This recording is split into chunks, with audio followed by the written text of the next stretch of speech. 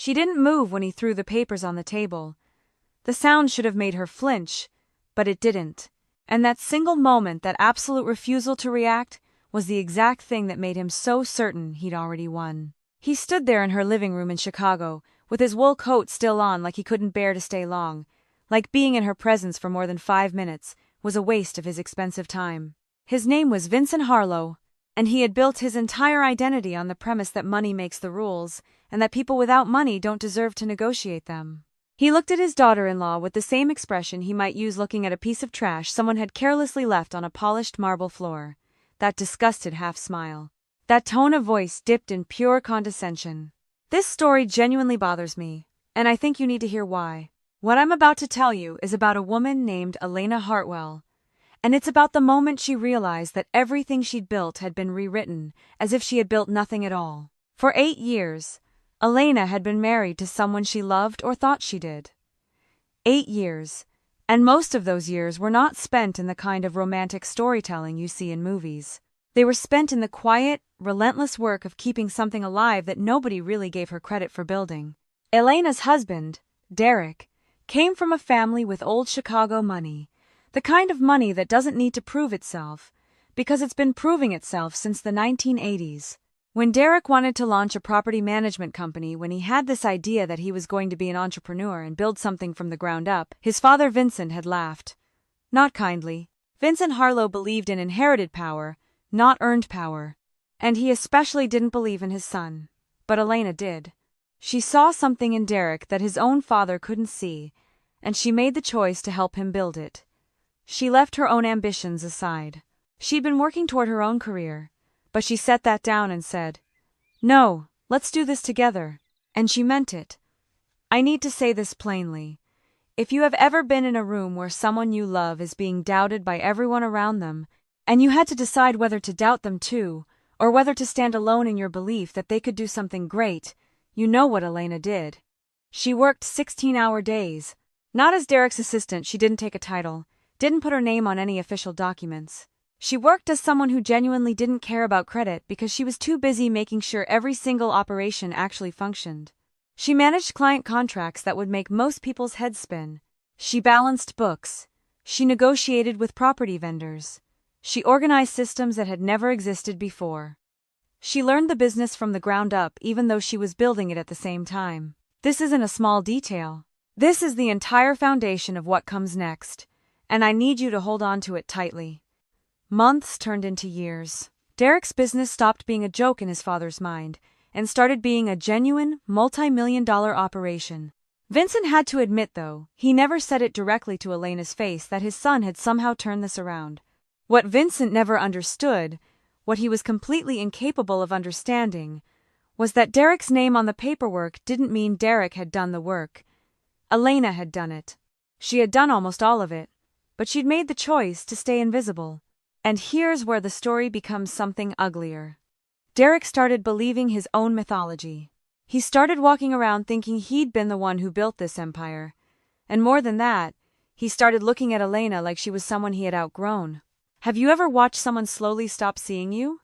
Have you ever felt the exact moment when you stopped being a partner and started being an obligation? Elena watched it happen.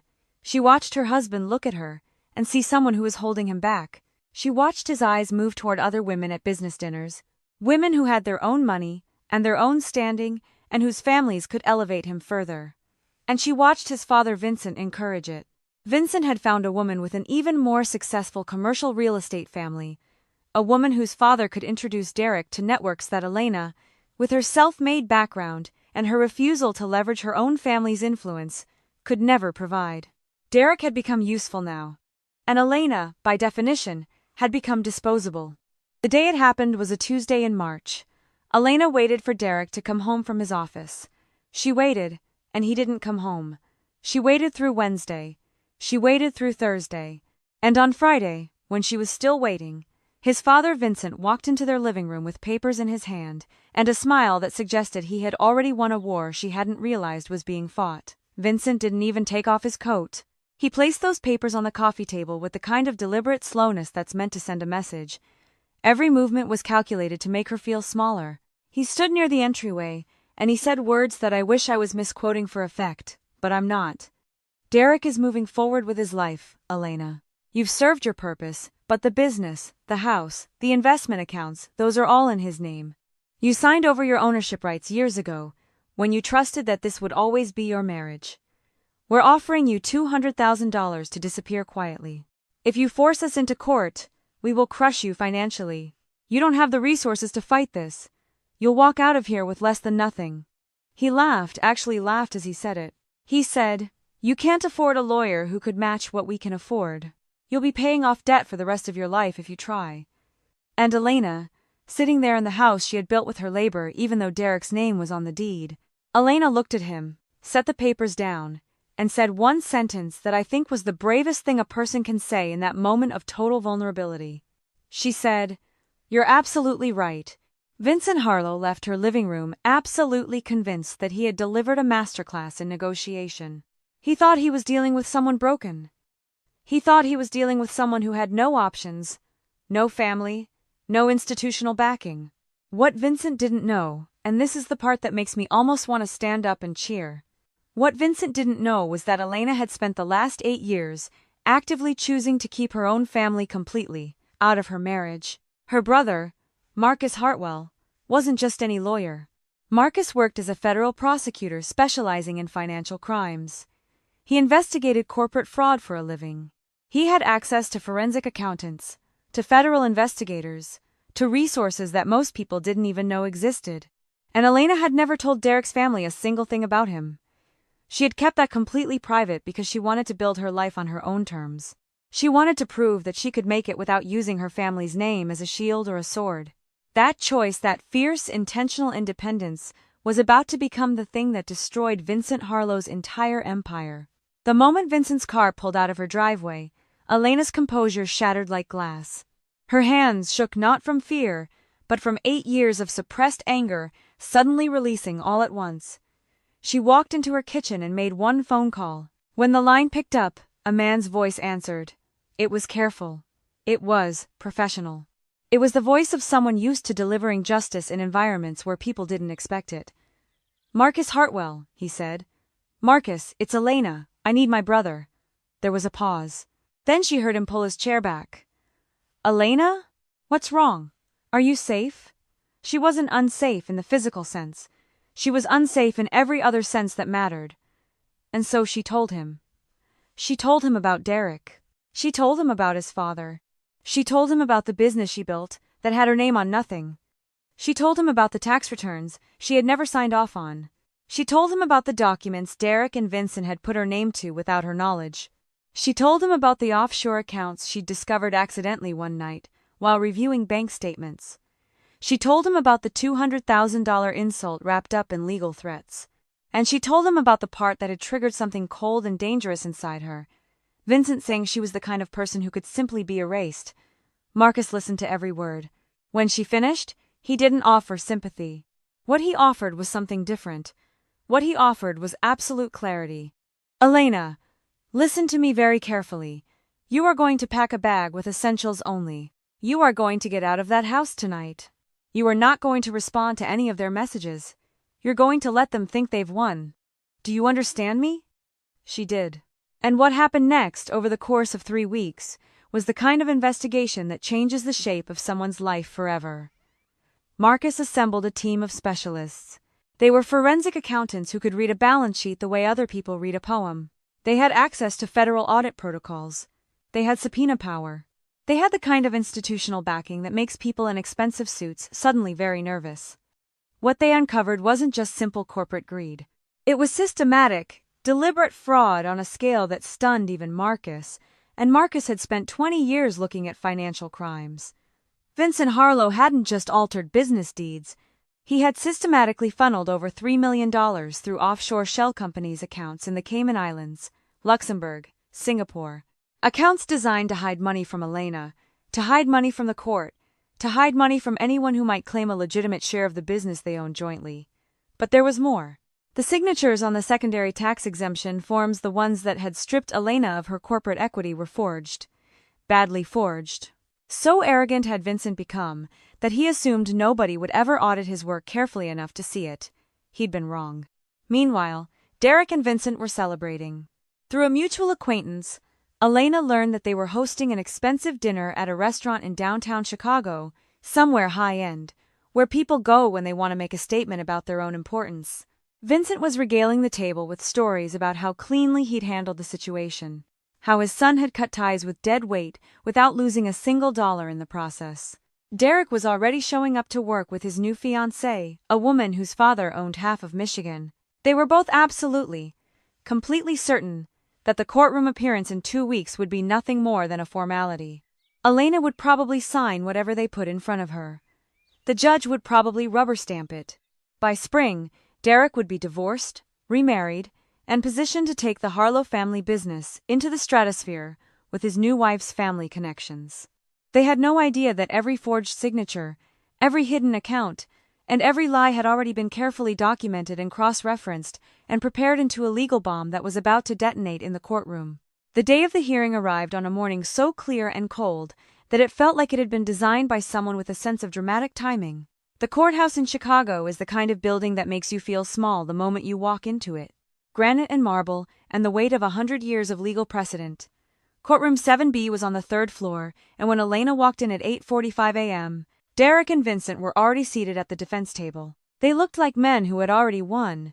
They were flanked by their corporate defense attorney, a man named Richard Calloway, who had a reputation for being absolutely merciless.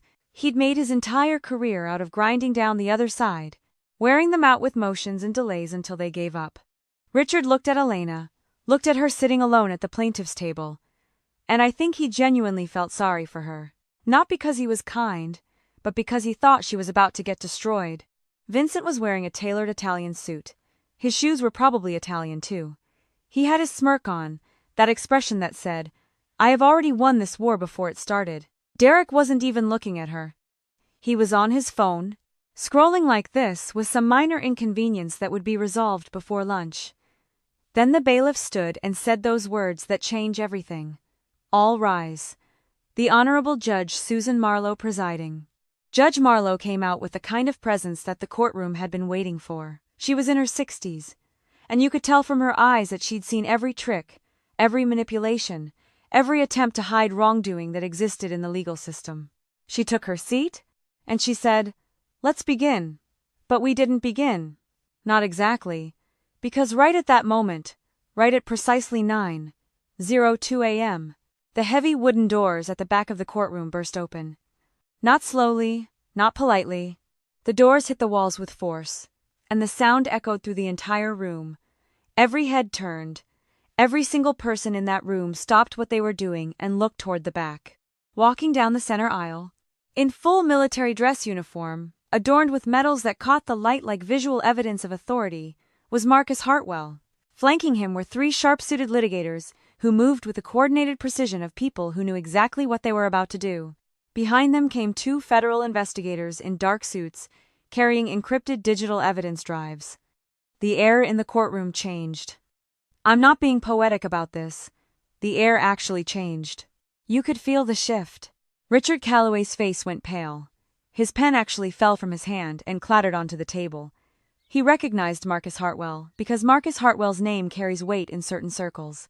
The circles that Vincent Harlow was about to encounter for the first time in his life. Marcus walked past the bar with absolute confidence. He bowed slightly to the judge, just a small gesture of respect, and presented his entry of appearance. Marcus Hartwell, representing the plaintiff, Elena Hartwell, he said, his voice ringing out like a bell through the courtroom. Vincent's smirk vanished. It didn't fade gradually. It vanished. Gone. Erased from his face like it had never been there at all. He looked at Marcus. He looked at Marcus's uniform. He looked at his son. He looked at his own attorney, who was now clearly panicking. And I think in that moment, something shifted inside Vincent Harlow's mind. Realization, slow and terrible, that he had made a catastrophic miscalculation. He had looked at Elena and seen someone small. He had been completely, utterly wrong. The judge leaned forward slightly. "Mr. Harlow," she said, and even her voice had changed. "Do you have counsel?" Richard stumbled to his feet. "Yes, Your Honor." Richard Calloway, representing both defendants. Marcus stepped up to the podium and connected his encrypted drive to the courtroom monitor. The screen flickered to life, displaying the first document. "Your Honor," Marcus began, and his voice had that weight that comes from someone used to delivering justice in federal courtrooms. "Before we discuss any marital asset division or settlement, I am filing an emergency motion to freeze all corporate and personal assets belonging to both Derek and Vincent Harlow, pending a full criminal investigation." Richard shot to his feet. "Objection, Your Honor. This is a simple marriage dissolution. The plaintiff is attempting to turn this into a fishing expedition disguised as discovery. This is inappropriate." Marcus turned to look directly at Vincent. "It's not a fishing expedition, Your Honor. It is a criminal investigation. I have submitted sworn affidavits from federal forensic auditors, proving that my client's signature was forged on state tax filings and corporate asset transfers while she was actively engaged as the primary caregiver for Mr. Derek Harlow's mother. Furthermore, I have digital evidence of systematic offshore transfers, totaling over $3 million, designed specifically to defraud both the court and my client." The screen updated, showing bank statements, wire transfer logs, shell company registrations with Vincent's signature, beside documents with Elena's forged signature. Vincent stood up. His face had turned a shade of red that looked medically concerning. He slammed both hands on the desk. "This is absurd! She was just a housewife. A housewife! You can't judge." Marlowe's gavel came down like thunder. "Mr. Harlow, you will sit down, or I will hold you in contempt of court. Sit down." Vincent sat, but his attorney grabbed his arm and started whispering desperately into his ear, the kind of frantic warning you give someone when they're about to walk directly into federal prison. Marcus continued, undisturbed. "We have also discovered systematic tax evasion dating back 7 years.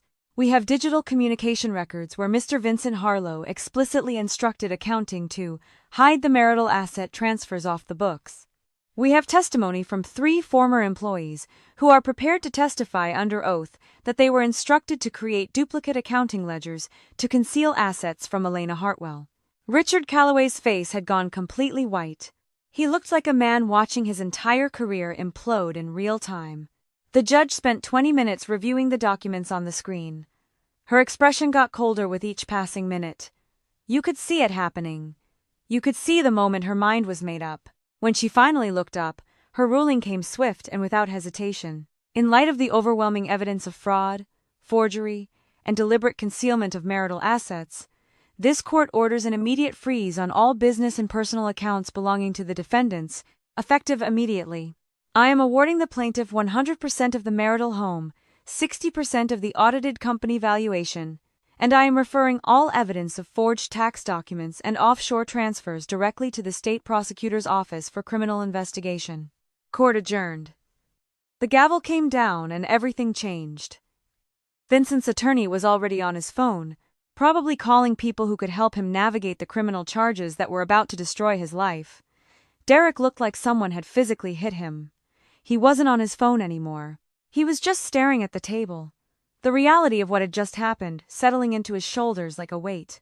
Elena sat completely still, and I think that was the moment she realized something had shifted in the world's structure. She wasn't crying. She wasn't smiling. She was just witnessing the thing she had been patient enough to let happen. The state prosecutor didn't waste any time. Within 90 days, Vincent Harlow was facing multiple counts of tax evasion, wire fraud, and forgery of federal documents. He'd built an empire that he thought was unshakable, and it took him exactly 3 months to watch it come apart. He was forced to liquidate most of his real estate holdings to pay for his legal defense, which effectively dismantled the legacy he'd spent 40 years building. And here's the thing about consequences when they actually land on someone. They don't feel abstract. They feel total. Derek's business, stripped of the offshore capital that had been secretly fueling it, declared bankruptcy within 6 months. The scandal made the business news. Every investor who had been courting Derek suddenly had other priorities. His new fiancée? She ended the engagement the day the court frozen accounts made headlines. The family with the Michigan real estate empire had no interest in being associated with fraud and federal prosecution. Last anyone heard, Derek was working as a regional manager for a property management company, not his own company, just someone else's company, earning a salary that was a fraction of what he used to make. He was living in a rented apartment on the North Shore, The kind of place he probably would have made fun of 5 years earlier. And Elena? Elena sold the marital home. She took her 60% share of the business valuation and something else far more valuable. She had her labor recognized, acknowledged, and legally validated. She launched her own independent property management firm with Marcus as her business advisor. And here's something that genuinely moves me about this part of the story.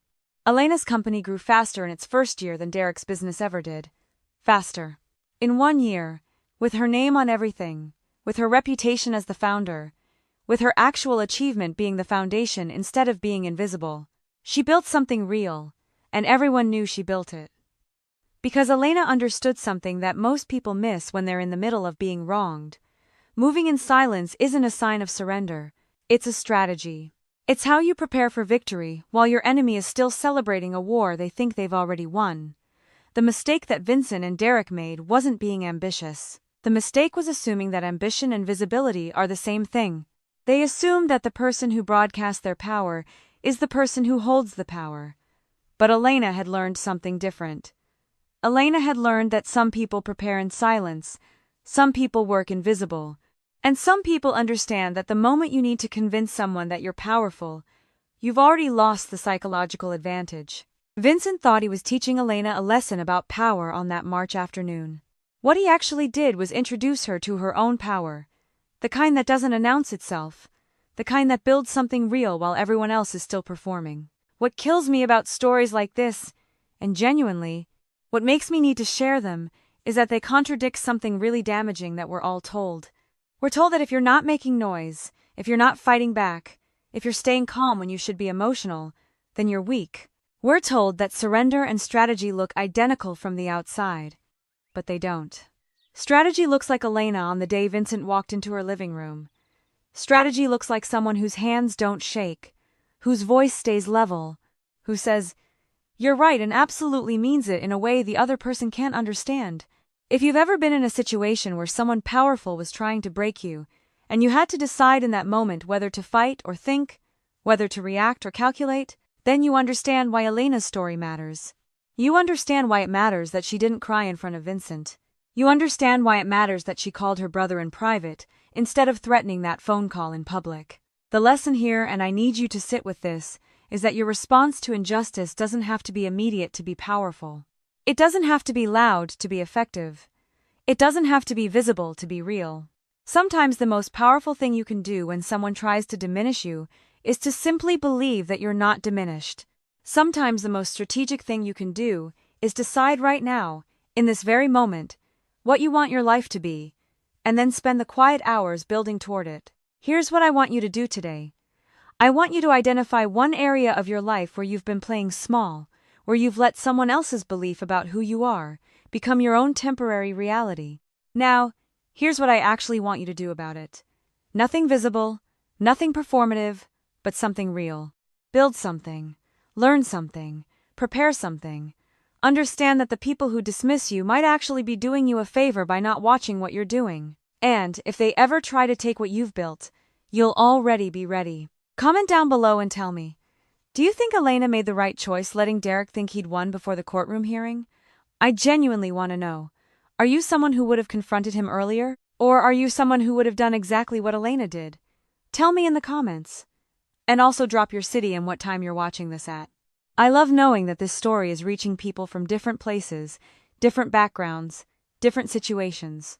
Maybe you're watching this from somewhere that's currently dealing with something similar to what Elena went through. Maybe you're watching this because you're wondering if you're strong enough to do what she did.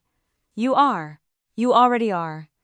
If you found something in this story that resonated with you, that made you feel seen or understood or validated in something you've been carrying alone, please subscribe. Hit that notification bell. Come back next week when we talk about another story about someone who played the long game and won. Because that's what we do here, we tell stories about people who understood that quiet preparation is a form of power. This is a fictional story inspired by real emotional experiences, fully rewritten and reimagined in Chicago to create original content. Any resemblance to real people or events is coincidental.